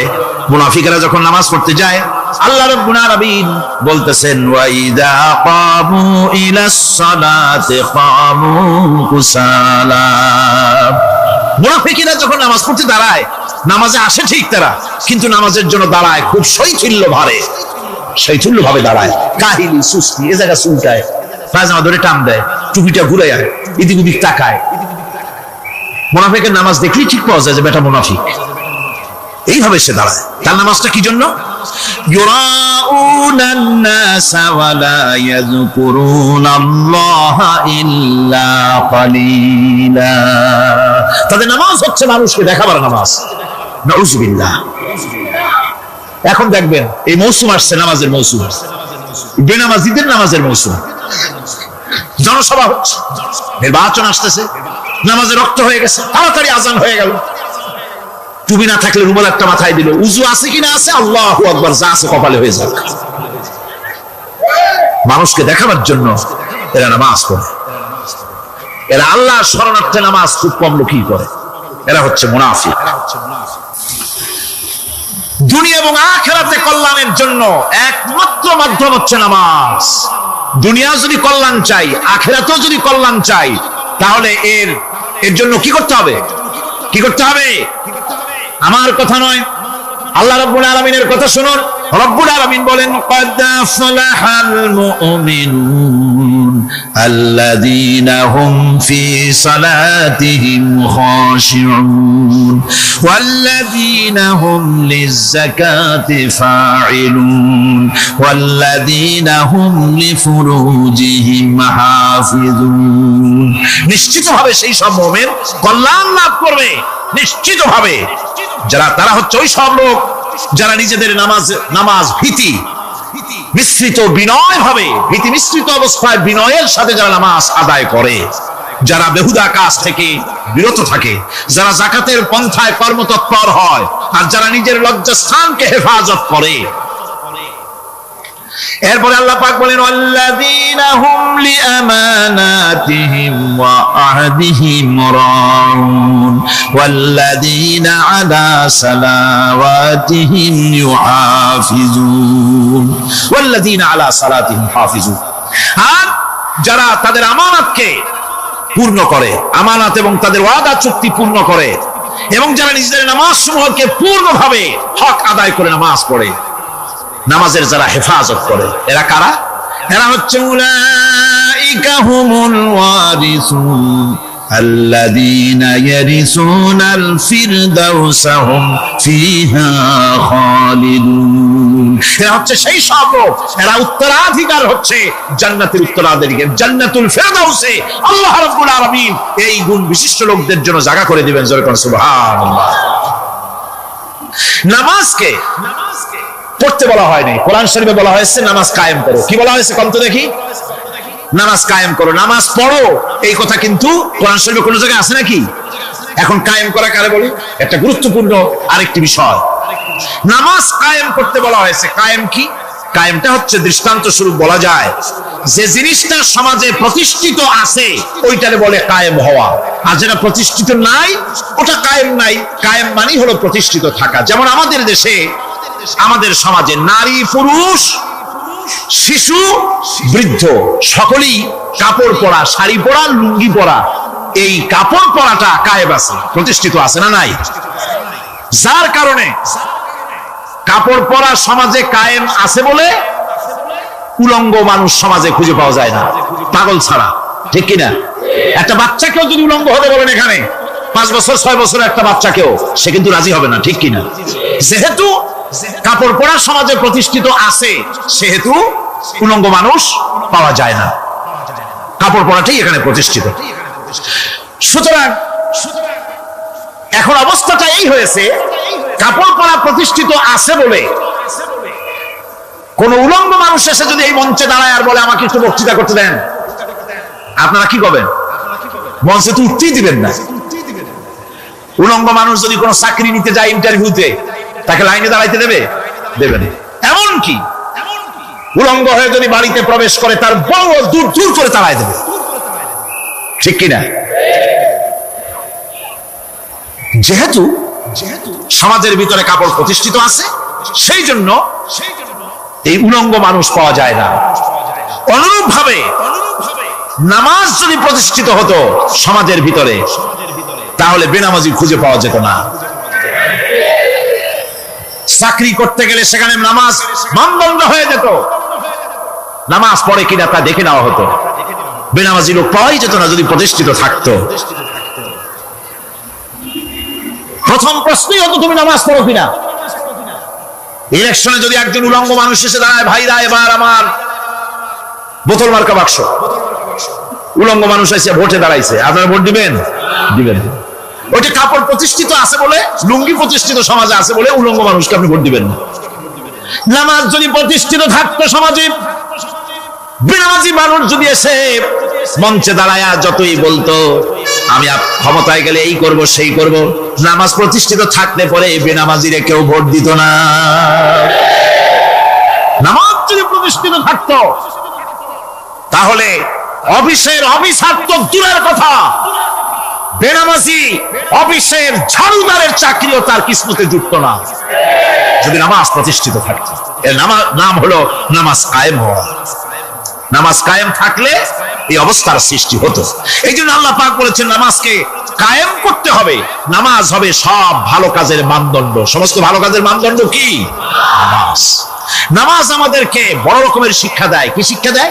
নামাজ আমাদের শিখায় ঐক্য আর ভ্রাতৃত্ব, ভ্রাতৃত্বের আর ঐক্যের শিক্ষা দেয়। এক নেতার আনুগত্য করা শিখায়। জামাত যত বড় হোক, ইমাম হবে কয়জন? একজন ইমাম হবে। আর এই ইমাম মানে কি? নেতা। ইমাম মানে কি? নেতা নির্বাচন শিখায় নামাজে। নেতা নির্বাচন কে শিখায়? নামাজ শিখায়। বোঝেন খুব ভালো করে। কিভাবে? মনে করুন চট্টগ্রাম শাহী মসজিদে ইমাম প্রয়োজন। এখন সেই ইমাম নেওয়ার জন্য ইন্টারভিউ কল করা হলো, বিজ্ঞাপন দেওয়া হলো পত্রিকায়। অনেক আলেম আসলেন। ইন্টারভিউ বোর্ডে যারা বসলেন তারা ইন্টারভিউটা কিভাবে নেবেন? যার মাথার চুল লম্বা বেশি তার ইমামতি দেওয়া হবে, যার লুঙ্গিটা পায়ের গিরার তলে তারে দেওয়া হবে, যার মোষটা মুখের মধ্যে গিয়া ঢুকছে, হাসি দিলে বুঝাই যায় না হাসে না কান্দে, তারে দিবে। দাড়িগুলা কামাইছে তারে দেবে। সিগারেট খায় বা অবশ্য চট্টগ্রাম আর সিলেটে সিগারেটের ফতোয়া ভিন্ন রকম। বরিশালে আমি যেখানে জন্মগ্রহণ করেছি, আমার এলাকায় কোন আলেম যদি সিগারেট খায়, মসজিদের ইমাম তো ভালো, মসজিদ ঝাড়ু দিতেও ঢুকতে দেবে না মসজিদে। এটা এই এলাকার এক রকমের কায়দা। আমি এটার ব্যাপারে কথা নাইবা বললাম। তো আপনারা খুঁজে দেখবেন সে সিনেমা দেখে নাকি, মিথ্যা কথা বলে নাকি, বড় পর্দায় থাকে নাকি। এগুলি মাইক্রোস্কোপ যন্ত্র দিয়ে ইমামের মাথা থেকে পা পর্যন্ত দেখবেন কিনা কোন? আচ্ছা এবার কোন তো দেখি এই ইমাম সাহেব ইমামতি করবে কতজন লোকের?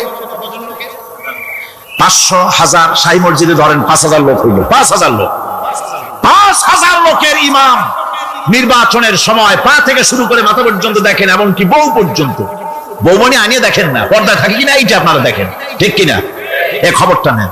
5000 লোকের একটা ইমাম বানাতে গিয়ে মাইক্রোস্কোপ যন্ত্র দিয়ে দেখেন মোষ কেমন, দাড়ি কেমন, চুল কেমন, পাও কেমন, হাত কেমন, হাতে নখ লম্বা কিনা, দাঁতে ছাতা কিনা, বউ পর্দায় থাকে কিনা, মিথ্যা কথা কয় কিনা, এত দেখেন। আর যখন নির্বাচন আসে তখন 2.5 থেকে 3 লক্ষ মানুষের জন্য একজন এমপি নির্বাচিত হয়। সেই ইমামকে বাছাই করার জন্য নামাজ পড়ে কিনা, জিনাকার কিনা, মদখোর কিনা, সুদখোর কিনা, ঘুষখোর কিনা, বদমাশ কিনা বাছাই করা হয় না।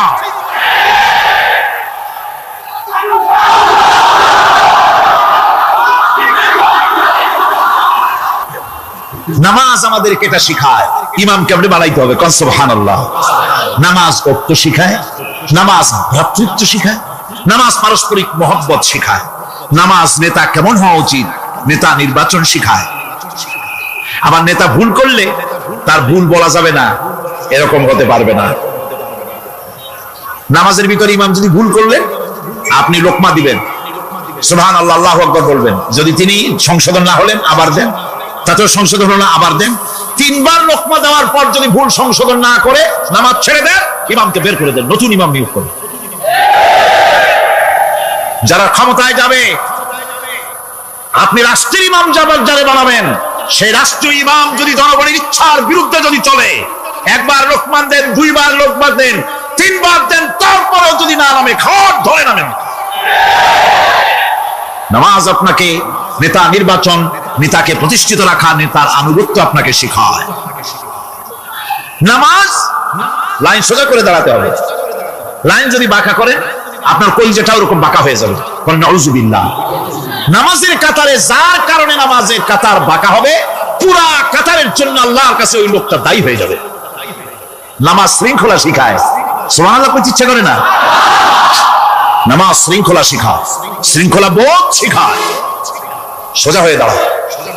তারপরে ঐক্য এবং মহব্বত শিখায়। নামাজের ভিতরে যখন দাঁড়ায় গেলেন, আমির দাঁড়ালো, ফকির দাঁড়ালো, মন্ত্রী দাঁড়ালো, তার ড্রাইভারও দাঁড়ায় গেল, একই কাতারে দাঁড়ায় গেছে। নামাজ পড়তে গিয়ে ড্রাইভারের পাও গিয়ে লেগেছে মন্ত্রীর গায়ে। নামাজ শেষ হওয়ার পর মন্ত্রীর বাবার ক্ষমতা নাই এ কথা বলার যে বেটা ড্রাইভার সলিমুদ্দি, তোর পাও লেগেছে আমার পায়ে, তোর চাকরি সুদ্ধা দোজকে পাঠায় দেব। পারবে বলতে? পারবে না। মিয়া মন্ত্রী সাহেব, এটা তোমার সেক্রেটারিয়েট না, এটা আল্লাহর ঘর। এটা কার ঘর? एक ही सप में खड़े हो गए महमूद अयाज, एक ही सप में खड़े हो गए महमूद अयाज, न कोई बंदा रहा न कोई बंदा नवाज। एक ही कतारे दाঁড়িয়ে গেছে।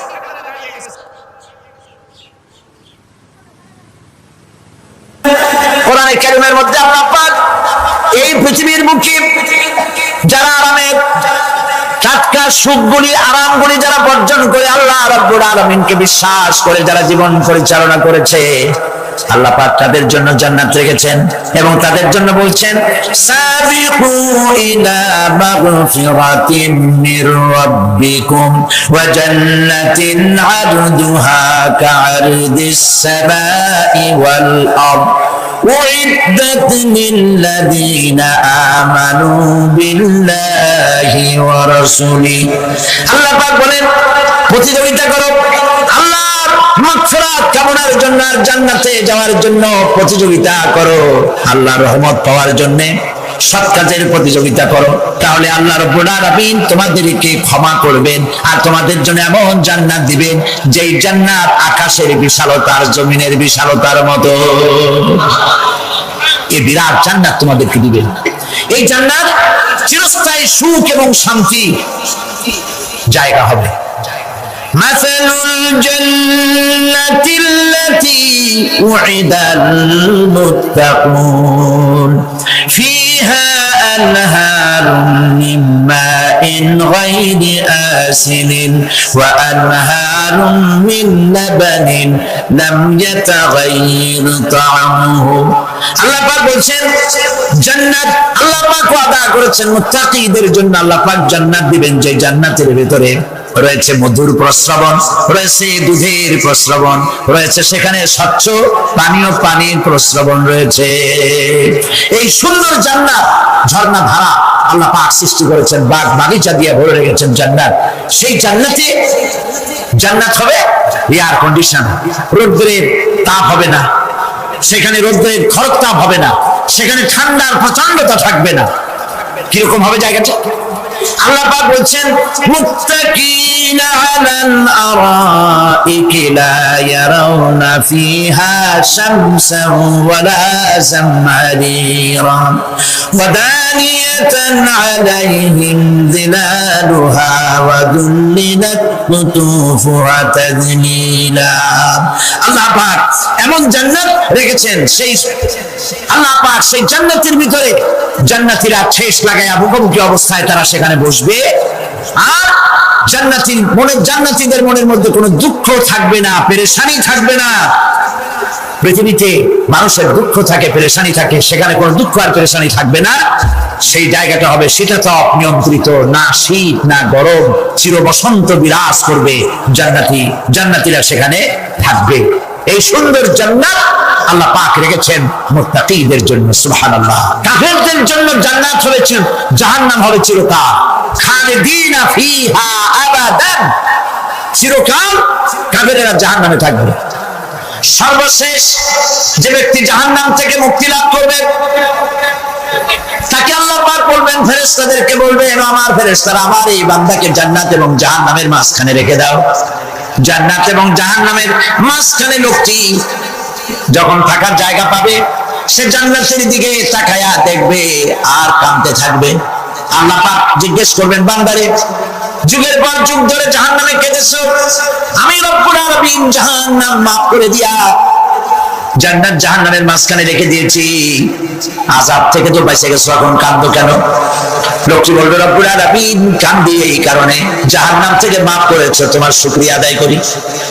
জান্নাত তো আমার কপালে নাই, কিসমতে নাই, কিন্তু জান্নাত আমি এখান থেকে দেখতে পাচ্ছি।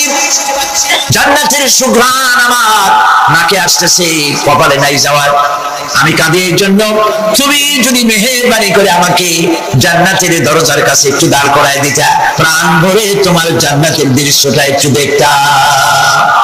আল্লাহ পাক তার আরজি পূরণ করবেন, বলবেন যাও, ফেরেশতাদের বলবেন এর জান্নাতের দরজার কাছে দাঁড় করায় দাও। জান্নাতের দরজার কাছে দাঁড়িয়ে লোকটি আবার কান্না শুরু করবে। আল্লাহ পাক প্রশ্ন করবেন আবার কান্দো কেন? লোকটি বলবে রব্বুল আলামিন কান্দি এই কারণে, জান্নাতের এই দরজায় দাঁড়ায়া জান্নাতের অফুরন্ত নিয়ামত কিছুই ভালো করে দেখা যায় না, শুধু অল্প জায়গা দেখি। যদি তুমি আমারে দয়া করে জান্নাতের মাঝখানে দাঁড় করায় দিতা, চতুর্দিকে তাকায়া তাকায়া দেখা কলিজারে ঠান্ডা বানাইতাম। তবে আমি ওয়াদা করি জান্নাতের কোন নাজ নিয়ামত, কোন ফল আমি খাবো না, ধরবো না, ছুঁইব না।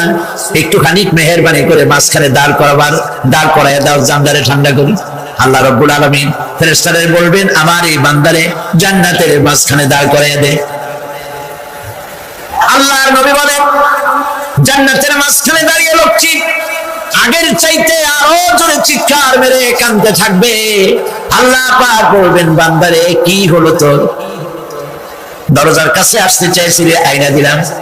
আবার এবার মাঝখানে আসতে চাইছো, তাও এনে দিয়েছি। আবার কান্দো কেন? লোকটি বলবে রব্বুল আলামিন এবার কান্দি এই জন্যে, তুমি যখন দয়া করে একটিবার জান্নাতের মাঝখানে এনে আমাকে দাঁড় করায় দিয়েছো, তুমি রহমান রহিম গফুরুর রহিম, এই জান্নাত থেকে আবার আর বাইর করে দিও না। আল্লাহ রাব্বুল আলামিন বলবেন ও আমার বান্দারে, আমার এই জান্নাত তোর খুব পছন্দ হয়েছে নাকি?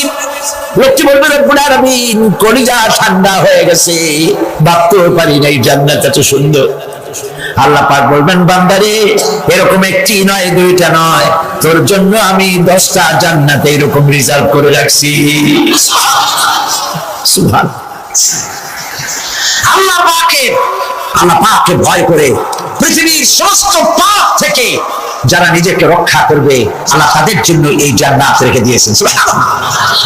সেই জান্নাতের রিসিপশন আপনারা আন্দাজ করতে পারবেন না, রিসিপশন কারে কয়?